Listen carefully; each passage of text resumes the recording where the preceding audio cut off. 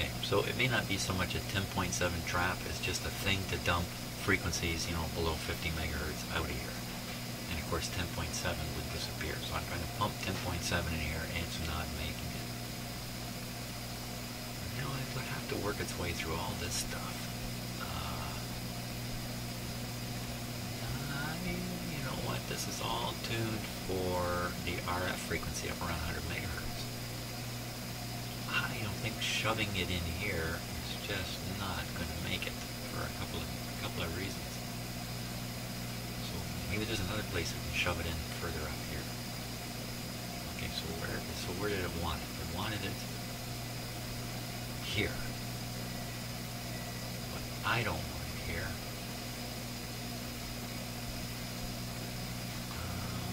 What about this? A18. What if I shove it in here?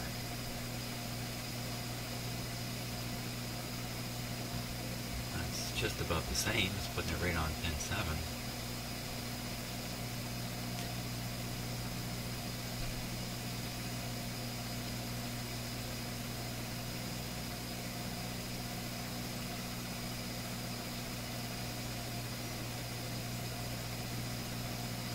So where's this? Where is this? A18. A18. Sounds like a Canadian name, that, eh?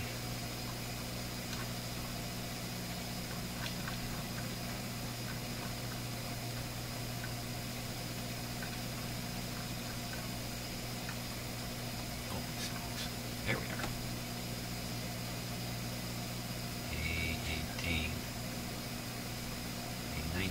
A18. Of course, right next to the tube. Done.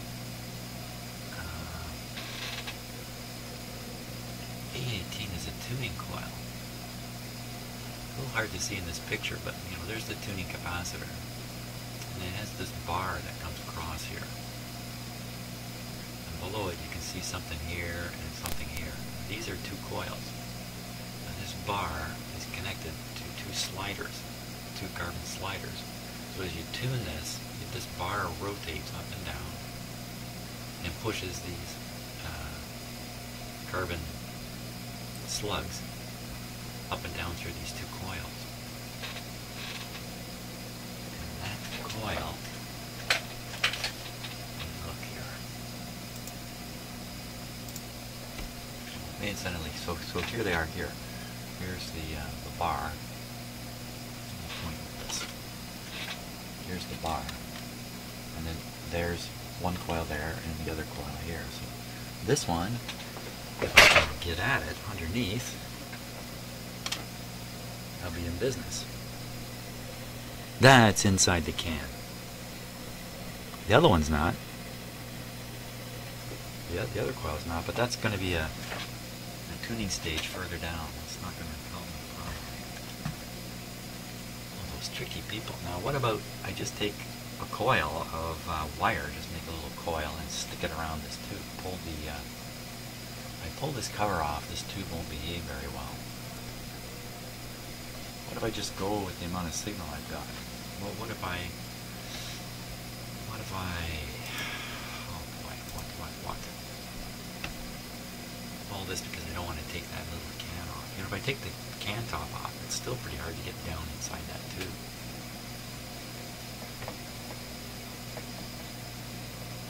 How would that cause a tuning problem? I think it's more likely to cause noise or interference signals if I take that can off.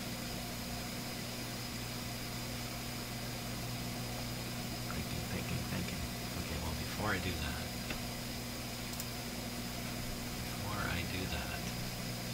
what about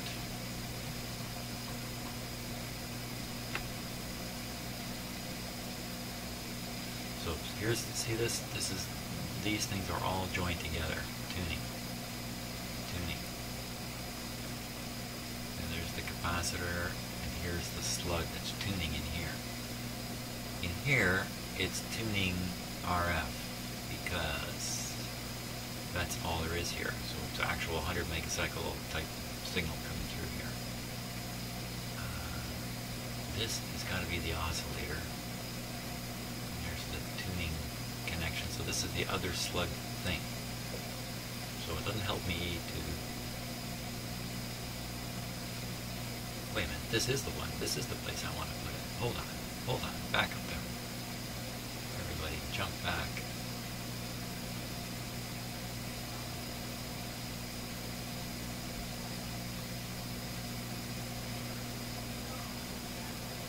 Hold on, what am I totally confused? 12AT7. Yeah, V3 in the can. Right, okay, just forgot it was a 12AT7.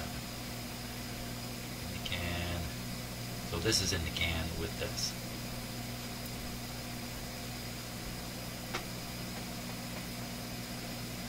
What is this? 115 volt V what? VC. Any of these points? This might represent a wire coming out of or going into the canned area.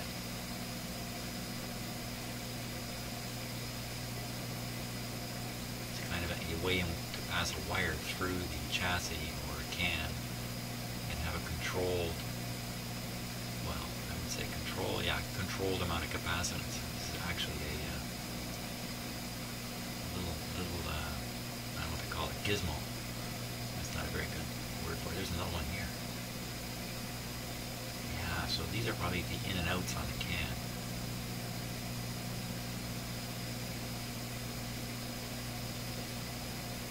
If I dump it in here, I don't like the 115 volts there.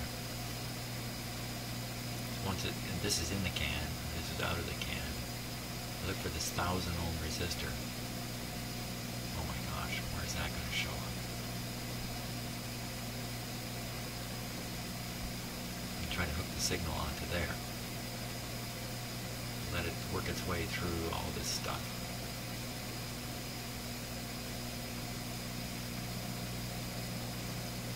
Well, why not feed it right in here in the mixer? FMAM mixer, why not shove it in there?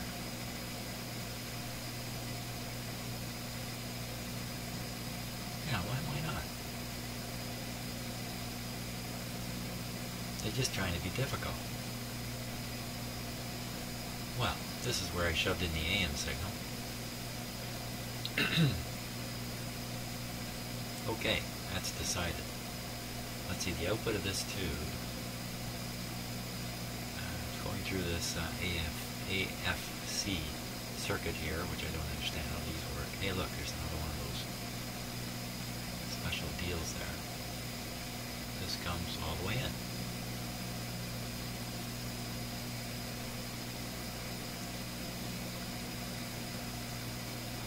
Why not? That's what I say. Pin 7 of the AM/FM mixer tube V2, same place as it was before. Okay. Wow. I'm all excited now. Pin 7. Pin 7. Pin 7. Pin 7. Pin 7 of this tube here. Well, this thing's on now, too. I'm going to switch it off. Oh, heart attack. The other day I finished the video and I left the receiver on. I shut the video off, and then a moment later I shut this radio off. I had the same reaction to that strange effect there. Okay. So what I want to do is move this clip here. Now we did notice that the IF is not tuned to 10.7 correctly, so it appeared.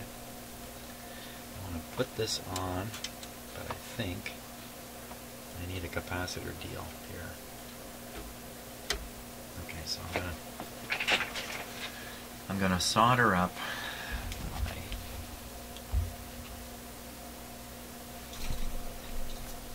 my busted isolation capacitor here. I can do a better job of that. Good idea. Okay, let me fix that up and we'll get going again.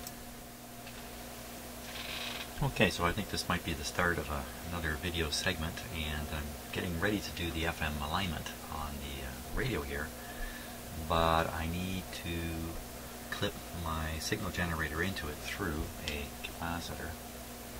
So I want to make something a little bit convenient for that. My last convenient thing broke off. I don't want to do that again. This clip is just one of these, cut up.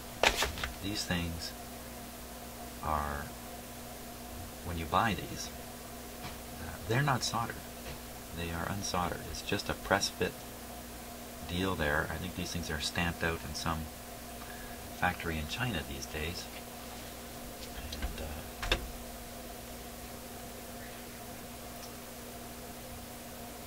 And they are not well done at all. In the long run, these clip leads start giving you trouble because of this lack of solder. So if you are doing stuff like me and you got a bunch of clip leads and you think they're all soldered up, they probably aren't. I gotta try that. Get under there.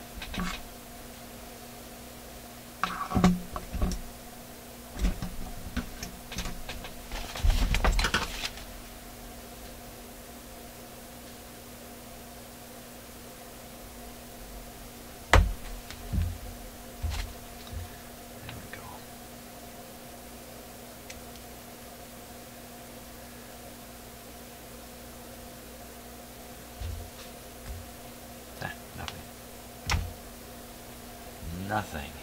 Now,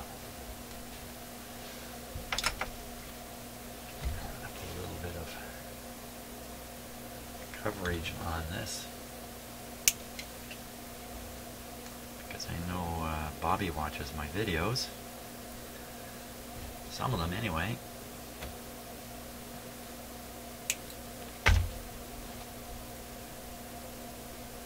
I agree. I don't want a lot of bare wire hanging out here.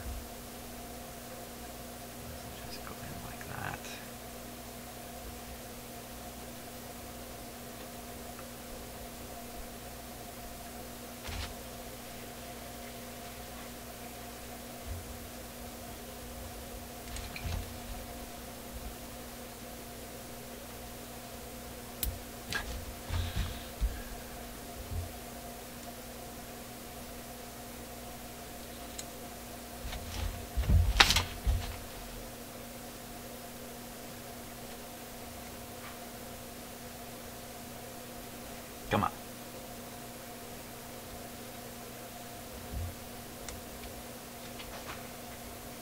Hold on there, Jimmy. I'm about to make a mistake.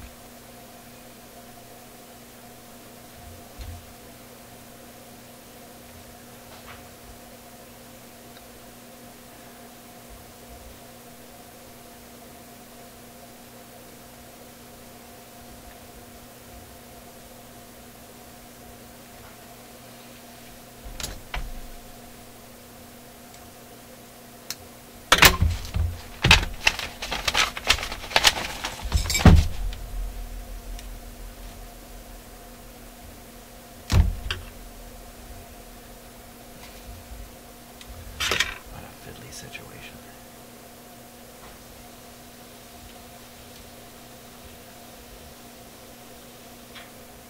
Come on.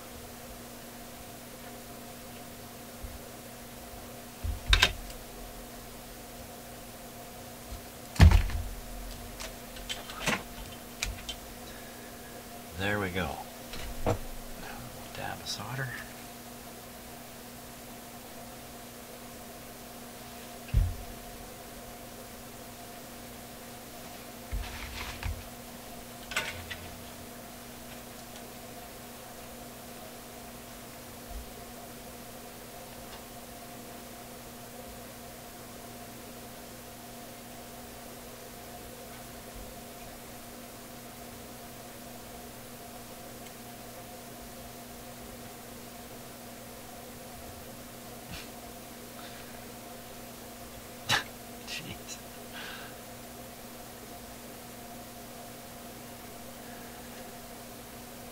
Can't even fix a clip lead for crying out loud. There we go. Oh, now I'll just rotate it after.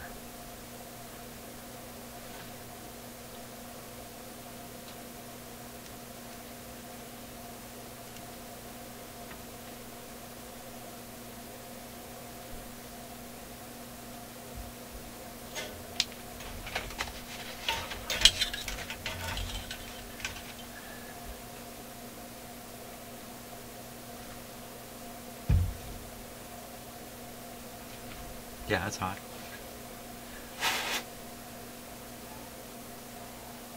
There we go. Not a lot of heat energy stored in such a little thing. Think about this. You got your cup of coffee that you bought at, if you're in Canada, you bought it at Tim Hortons. And it's in a styrofoam cup. You grab that styrofoam cup. It usually feels a little bit warm. Doesn't feel really hot. I think what's going on there is it's a lot hotter than you think. It's just the moment you grab it, you draw off the tiny amount of heat energy that's sitting in the outside of that cup. You draw it off into your big honking fingers, and the temperature of the cup quickly goes down to the temperature of your fingers, the outside of the cup. Look at that. Now that's impressive. Look at that. What about this big long bare wire? Could trim it or cover it. Why do I want to leave it that long?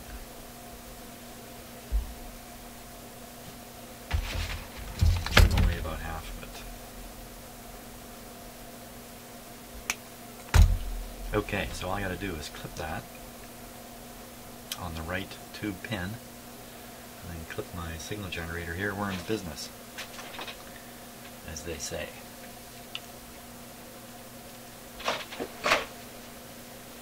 Whoever they are, they are real busybodies. Boy, oh boy, they're into everything. Now, what pin was it? It was pin number 7. Pin number 7. Pin number 7.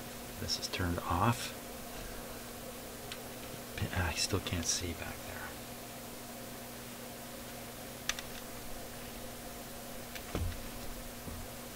Tip it over far enough.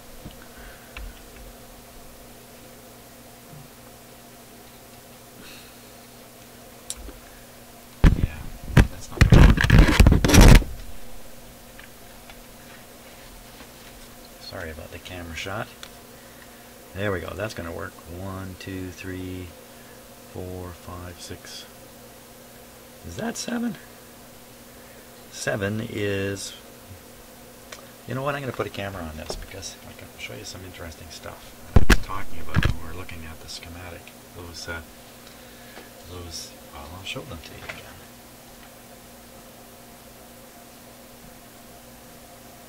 Okay, just for fun. Hey, look at that. That's my YouTube uploading of the videos that I've shot so far, but that's not really what we want to look at. We want to look at this. I'm going to show you these components here, like this thing. This thing. There's another one here. I'll show you what they actually look like while I'm trying to get at this pin. Okay, so I'm going to have to stop the video for a moment and set up a camera.